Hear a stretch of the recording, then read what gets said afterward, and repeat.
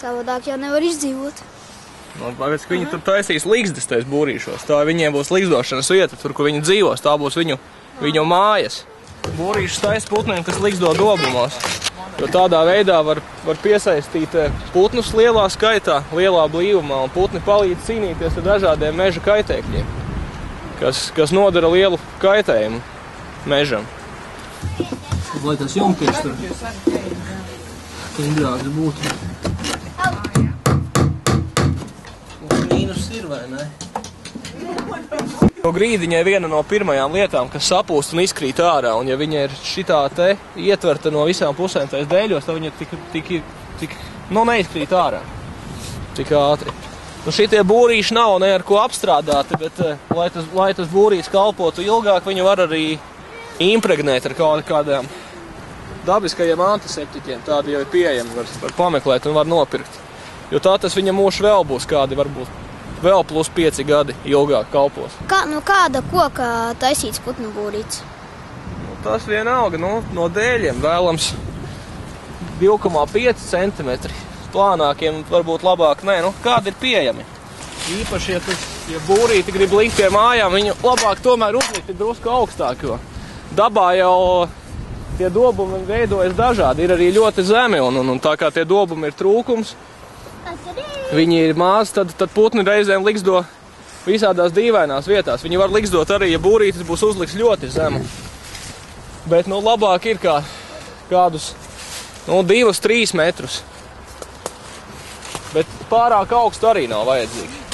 Jo šitie būrīši, viņi ir uztaisīti ar attaisāmu jumtiņu, kas ir ļoti svarīgi, jo vienīgi mājas strazdi tiek priekš kā ir šīs te būris, viņi pavasarī iztīra veco ligzdu.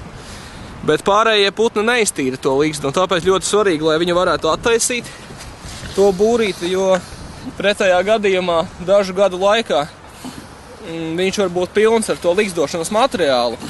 Un tad jau tie putnēni būs pie pašas skrejas, un tad viņus var ļoti viegli kāds apēst, izpostīt, un vienkārši viņiem jau vairs nebūs vietas, kur dzīvot. Un to bieži vien cilvēki aizmirst. Viņi uztaisa būrīšus, kā jumtiņu pienaglo rūpīgi klāt, un viņu nav iespējams attaisīt. Un arī strazdu būrus tomēr jātaisa ar to noņemumu jumtiņu, jo viņos reizēm citas sugas iemājo. Piemēram, svīres un tāpat var zīlītes vai zvirbuļi, kas netīra ārā to ligzdu. Tad vajag. Ir daudz dažādi ligzdu postītāji, un mežos izliktiem būriem tas lielākais, biežākais postītājs ir meža cauna. Šī te laktiņa arī viņa principā samazina to, apgrūtina to iespēju izķeksēt tos mazuļus ārā. Vēl tāds ligzdu postītājs arī bieži ir dižraibais zenis, piemēram, kas izkaļ, ja viņš netiek klāt, viņš izkaļ paplašina to skreju un izēd mazuļus ārā.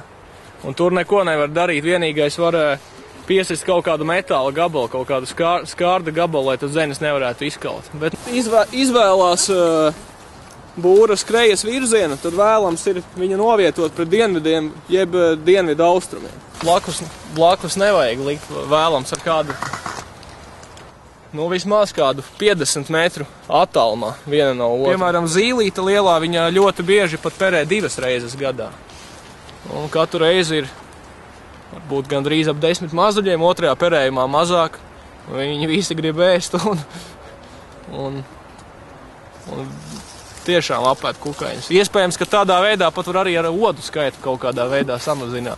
Pulces ligzdu netaisa nekādu, un tādēļ obligāti šiem te liela izmēra būriem, pūču būriem, kuros var ligzdot arī meža pīle un lielā gaura gaigala pīles.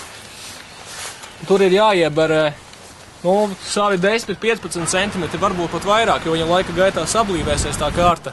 Vai prauli, vai zāģu skaidas, vai vienkārši meža zemsedzes tur pagrābt kaut kādas substrātu materiālu, jo šie te putni viņa ligzdu netaisa, un viņas pūces vienkārši izkašņā bedrīti tajā materiālā, lai tās olas neripo uz katru savu pusi un ligzdo tādā veidā.